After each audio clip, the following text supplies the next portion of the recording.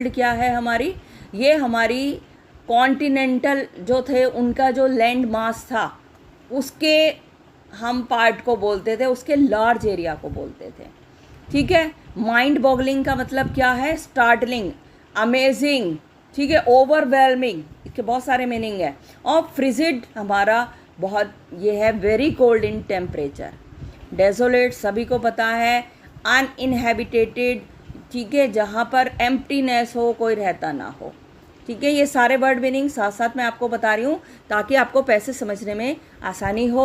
तो ऑथर के अनुसार, तिशानी दोषी के अनुसार, यदि कोई चाहता है पूरी हिस्ट्री के बारे में जानना कि कहाँ से हमारा ओरिजिन हुआ है, कहाँ से हम आए हैं और कहाँ जा रहे हैं, अंटार्कटिका सबसे ज़्यादा राइट प्लेस है। ठीक है, क्यों है ये बेस्ट प्लेस, ताकि यहाँ हम रिसर्च कर सकते हैं, अंडरस्टैंड कर सकते हैं किस चीज़ को, माउंटेन रेंजेस को, और जो हमारी प्री कैम्ब्रियन है यानी लो एलिवेशन कॉन्टिनेंट है हमारे, जो उनके बारे में जान सकते हैं, ओजोन और कार्बन के बारे में जान सकते हैं, इवोल्यूशन और एक्सटिंक्शन के बारे में जान सकते हैं। साथ में ये जो अंटार्कटिका है ये हमें क्या करता है, एक इंसाइट देता है फ्यूचर की, and that can be really startling, और सच में ये बहुत ज़्यादा स्टार्टलिंग है, अमेजिंग है। ठीक है। For a sun worshipping South Indian like myself, who 2 weeks in a place where 90% of the Earth's total ice volumes are stored, is a chilling prospect. Not just for circulatory and metabolic function, but also for the imagination. It is like walking into a giant ping pong ball devoid of any human markers. No trees, billboards, building. You lose all earthly sense of perspective and time here. The visual scale ranges from the microscopic to the mighty, midges and mites to blue whales and iceberg as big as country. The largest recorded was the size of Belgium.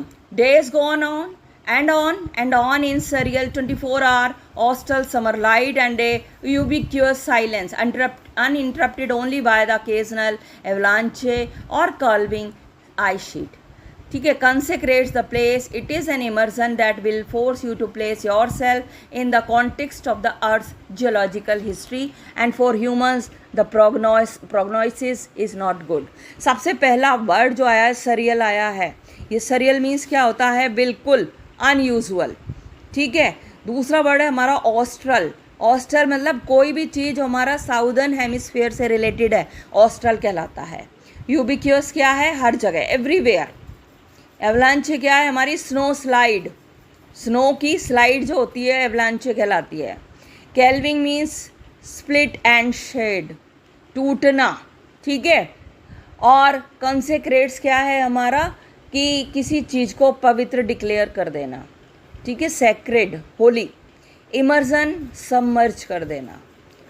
Prognosis हमारी एक forecast होती है कि अब situation का क्या result होगा।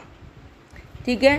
तो इसमें क्या है कि it was a very different experience for the narrator, क्योंकि वो एक साउथ इंडियन थी, एक सन वर्शिपिंग मैन थी, और उनके लिए बहुत ज़्यादा टफ था कि भाई एक ऐसी जगह पर रहना जहाँ पर 90% अर्थ की जो है टोटल आइस है। ठीक है, उसका जो टोटल वॉल्यूम है वो स्टोर है। राइट। अब वहाँ पे रहना बड़ा डिफ़िकल्ट था, बायोलॉजिकली या फिजिकली नहीं था, बल्कि अगर इमेजिन करें तो उस वैसा भी बहुत टफ लगता है। ठीक है, एक ऐसी जगह जो बिल्कुल अनटच थी ह्यूमंस और उनकी इन्वेंशन के, मतलब हम यहाँ रहते हैं तो नई नई चीज़ें बनाते रहते हैं, अंटार्कटिका में हम कोई इन्वेंशन कर भी नहीं सकते। तो हमें क्या करती है, एक ऐसा एक्सपीरियंस देती है जिसमें हम दूसरी चीज़ों को भूल जाते हैं, सिर्फ अंटार्कटिका को याद रखते हैं। ठीक है। छोटे छोटे जो क्रीचर्स हैं हमारे, जैसे मिजिज हैं, माइट्स हैं, और या बड़े बड़े क्रीचर्स ले लो, जैसे ब्लू व्हेल्स ले लो। ठीक है। और हम आइसबर्ग के बारे में सोचें, जो मतलब एक पूरी कंट्री जैसे बेल्जियम के बारे में आया है, उस इतनी बड़ी हैं, वो सारी हमारी कहाँ हैं, अंटार्कटिका में पाई जा सकती हैं। ठीक है। तो डेज हमारे क्या हैं, कभी भी एंड नहीं होते हैं। राइट। हमें पता ही है कि पूरे टाइम लाइट जो है वो फॉल करती रहती है साउदर्न हेमिस्फीयर पे, और ये बहुत ज़्यादा क्वाइट प्लेस है क्योंकि वहाँ पर कोई भी पॉपुलेशन नहीं है, कोई भी हमारे वहाँ पर जाता नहीं है, कोई नॉइस नहीं है, कोई भी हमारा व्हीकल नहीं है। राइट। और वहाँ पर स्नो ही स्नो है। राइट। तो अब यहाँ पर क्या एक ऐसी सेटिंग है जो हमें क्या सोचने पे विवश करती है कि हम अर्थ की जियोलॉजिकल हिस्ट्री के बारे में सोचें, पॉन्डरिंग करें। साथ में ये हमें हेल्प भी करती है हम फ्यूचर को देख सकें कि भाई अगर हमने अपने अर्थ के बारे में ध्यान नहीं रखा, ठीक है, तो हमारे साथ क्या हो सकता है। और ये भी चीज़ जो है हमारे लिए, जो हमारा प्रोग्नोसिस है, ये अच्छा नहीं है, ये प्लीजेंट नहीं है अगर हम फ्यूचर देखें, क्योंकि जिस तरीके से पॉल्यूशन बढ़ रहा है, ग्लोबल वार्मिंग बढ़ रही है, उस तरीके से जो आइस है वो मेल्ट हो रही है। ठीक है। Human impact. Human civilization have been around for a paltry 12,000 years. Paltry कहते हैं पैटी, इनसिग्निफिकेंट, जिसका कोई काम नहीं होता। Barely a few seconds on the geological clock, in that short amount of time we have manage to create quite a ruckus etching our dominance. Ruckus क्या होता है? बिल्कुल कॉमोशन, कन्फ्यूज़न स्टेट जो होती है कन्फ्यूज़न की, र्यूकस कहलाती है हमारी। ईचिंग का मतलब होता है एनग्रेव्ड करना। ठीक है। Etching our dominance over nature with our villages, town, city, mega city. The rapid increase of human population has left us battling with other species for limited resources, and the unmitigated burning of fossil fuel has now created a blanket of carbon dioxide around the world, which is slowly but surely increasing the average global temperature. Unmitigated का मतलब क्या है? Unconditional. तो यहाँ पर तिशानी दोषी बता रही हैं कि ह्यूमन लाइफ इस अर्थ पे बहुत ज़्यादा सिग्निफिकेंट रही है 12,000 ईयर्स में। ठीक है। और यहाँ पर वो अगर देखा जाए तो कुछ ही सेकंड के लिए रही है। इस इतने कम समय में ह्यूमंस ने क्या करा? एक दूसरे को एक्सप्लॉइट किया है और रिसोर्सेज को जो हमारी अर्थ पे मिलते हैं उसको एक्सप्लॉइट किया है, और इसीलिए उन्होंने केओस जो है क्रिएट कर दिया है, कॉमोशन क्रिएट कर दिया है नेचर में। ठीक है।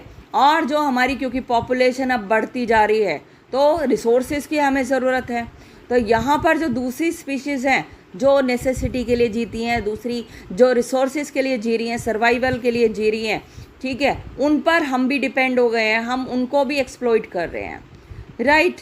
और अगर हम ना भूलें कि जो हम एक्सप्लॉइटेशन कर रहे हैं फॉसिल फ्यूल्स का, ठीक है, जिसने क्या कर रखा था? हमारे चारों ओर एक ब्लैंकेट क्रिएट कर दिया है कार्बन डाइऑक्साइड का हमारे पूरे प्लानिट के तरफ।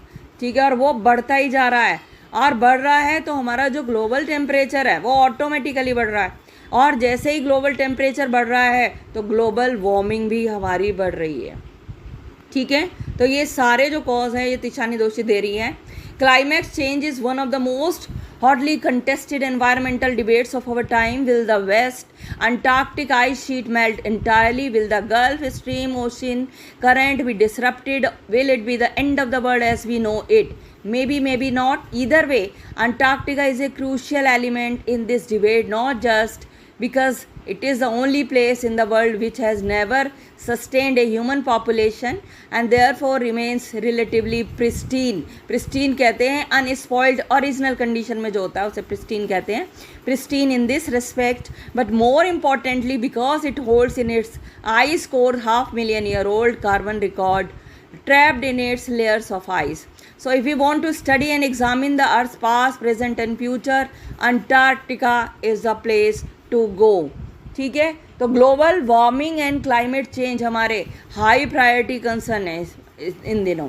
ठीक है। क्वेश्चन जैसे कि भाई अंटार्कटिक शीट हमारी मेल्ट हो रही है, ठीक है, या हमारा डिसरप्शन हो रहा है गल्फ स्ट्रीम ओशन का, या हमारा जो वर्ल्ड है वो कैसे एंड होगा, ये अभी तक हम इसका जवाब नहीं दे सकते हैं, राइट। अब हम जानते हैं अंटार्कटिका हमारे लिए एक इम्पॉर्टेंट पार्ट रहा है, इसलिए नहीं कि भाई अभी तक हम ये अनटच है हमारे ह्यूमंस के थ्रू, बस इसलिए भी कि इसके जो आइस कोर्स हैं वो 500,000 ईयर्स ओल्ड हैं, कार्बन रिकॉर्ड्स हैं जो इसकी परतों में, यानी जो इसकी लेयर्स ऑफ आइस में अभी तक दबे हुए हैं। और तिशानी दोषी के अकॉर्डिंगली अगर कोई अर्थ के पास, प्रेजेंट और फ्यूचर के बारे में स्टडी करना चाहता है, Antarctica is the place to go. बार बार तिशानी दोषी इसी चीज़ पर एम्फेसिस दे रही हैं।